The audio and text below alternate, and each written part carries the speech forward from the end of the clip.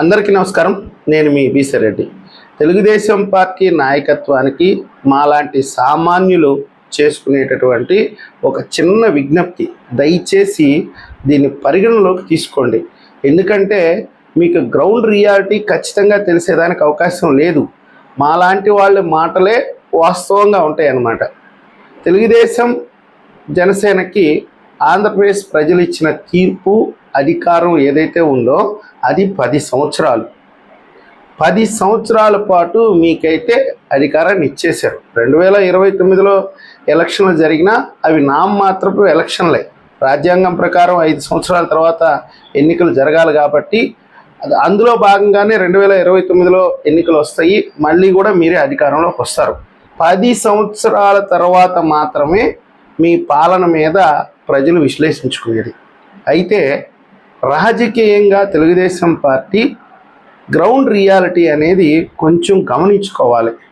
చాలామంది వైసీపీ నాయకులు గత 5 సంవత్సరాల్లో దౌర్జన్యాలకి, దోపిడీలకి, ఇంకా అనేక రకాలైనటువంటి కార్యక్రమాలకి ఒడగెట్టినటువంటి కొంతమంది వైసీపీ నాయకులు ఇప్పుడు తెలుగుదేశం పార్టీ పంచనొచ్చి చేరి సేద తీరుతున్నారు. ఇక్కడ ఘోరమైనటువంటి విషయం ఏంటంటే, మొన్న ఒక మంత్రి గారు ఆయన 6 నెలల ముందు వచ్చాడు. తెలుగుదేశం పార్టీ సీనియర్ నాయకులే ఒక రకంగా చెప్పాలంటే బ్యాక్గ్రౌండ్ వర్క్ చేస్తుంటాడు అన్నమాట పార్టీకి. పేరు వద్దులేండి, ఎందుకంటే తెలుగుదేశం పార్టీ మీద నాకు చాలా గౌరవం ఉంది, అలాగే నాయకులంటే కూడా భక్తి భావం ఉంది. కాబట్టి కొంతమంది పేర్లు చెప్పకపోవటమే ఉత్తమం నాకు తెలిసినంత వరకు. ఒక 6 నెలల ముందు నియోజకవర్గ పగ్గాలు తీసుకొని తెలుగుదేశం పార్టీ కార్యకర్తలని కంప్లీట్గా బయటికి పంపించేశాడు.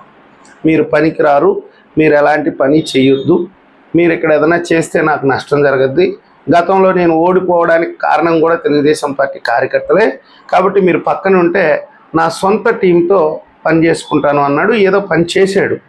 అయితే ఈ గాలి చంద్రబాబు నాయుడు గారే ఈ రాష్ట్రానికి ముఖ్యమంత్రి కావాలి, పవన్ కళ్యాణ్ గారి సారథ్యంలో ఈ రాష్ట్రం ముందుకెళ్ళాలి అని చెప్పి ఏకమొత్తంగా రాష్ట్ర ప్రజలందరూ ఒక తాటి మీదకి వచ్చేసారు. కాబట్టి ఆ గాలిలో ఈయన కూడా గెలిచేశాడు. తర్వాత మంత్రి పదవి వచ్చేసింది. నేను 2 రోజుల క్రితం ఆయన కలెక్టర్ సమావేశం చూశాను, సమీక్షా సమావేశం జిల్లాకు సంబంధించి. ఆ సమావేశంలో ఆయన పక్కన వైసీపీ నాయకులను పెట్టుకున్నాడు. ఆ జిల్లాలో అనేక మంది తెలుగుదేశం పార్టీ నాయకులు, కొంతమంది ఎమ్మెల్యే టికెట్ ఆశించిన వాళ్ళు కూడా ఆస్తులు పోగొట్టుకున్నారు, కేసులు పెట్టించుకున్నారు, కొట్టించుకున్నారు. కార్యకర్తలు అయితే ప్రాణాలు పణంగా పెట్టి పోరాడారు. అలాంటి నాయకుల్లో ఎవరూ కనపడలేదా ఆ మంత్రి గారికి అనేది నాకైతే అర్థం కాలేదు. ఇది ఎందుకు చెప్తున్నానంటే, ఇది ఆత్మాభిమానానికి సంబంధించినటువంటి విషయం.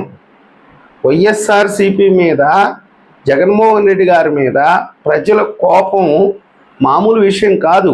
మీరు అంచనాలకు కూడా రాదు. కసి, పగ. నిజంగా చెప్పాలంటే జగన్మోహన్ రెడ్డి గారు 5 సంవత్సరాల పాటు 5 కోట్ల మంది ఆంధ్రప్రదేశ్ ప్రజల్ని తొక్కి తోలు తీశాడు. దాని ఫలితమే 11 స్థానాలకు పరిమితం కావటం. ఇప్పటికీ నేను మళ్ళీ చెప్తున్నాను, ఆ 11 కూడా ఎలా వచ్చినాయి అని చెప్పి గ్రామీణ ప్రాంతాల్లో చాలామంది నవ్వుకుంటున్నారు. ఆయనకేందా ఆ 11 రావటం? ఇక్కడ నేను మరీ చెప్తున్నాను తెలుగుదేశం పార్టీ నాయకులకి, వైఎస్ఆర్సీపీ నుంచి వచ్చిన వాళ్ళ విషయంలో మీరు కొంచెం జాగ్రత్తగా ఉండండి. ఇది ప్రజల ఆత్మాభిమానానికి సంబంధించినటువంటి విషయము.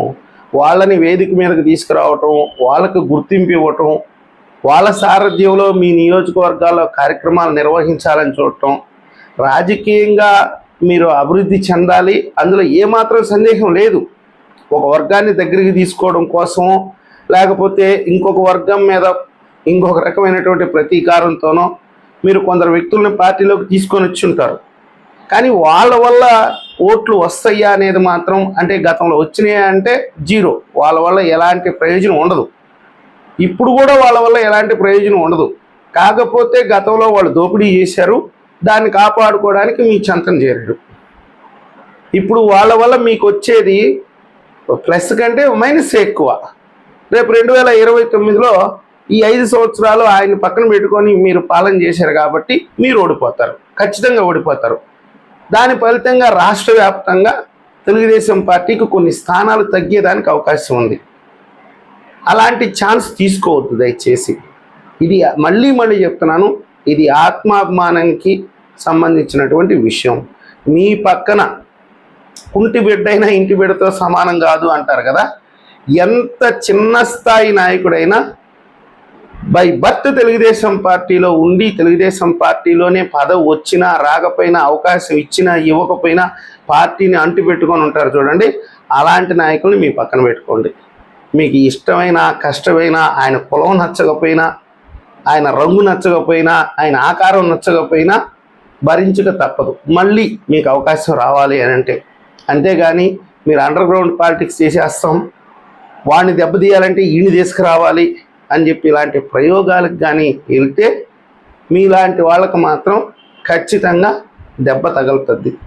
దయచేసి ఈ విషయంలో చంద్రబాబు నాయుడు గారు, లోకేష్ గారు కూడా కొంచెం శ్రద్ధ వహించి వీళ్ళు ఎవరెవరితో తిరుగుతున్నారు, ఎవరెవరితో సాన్నిహిత్యంగా ఉంటున్నారు, ఎవరెవరికి లబ్ధి కలిగించే విధంగా ప్రవర్తిస్తున్నారనే విషయాల మీద దృష్టి పెడతారని అయితే నేను ఆశిస్తున్నాను.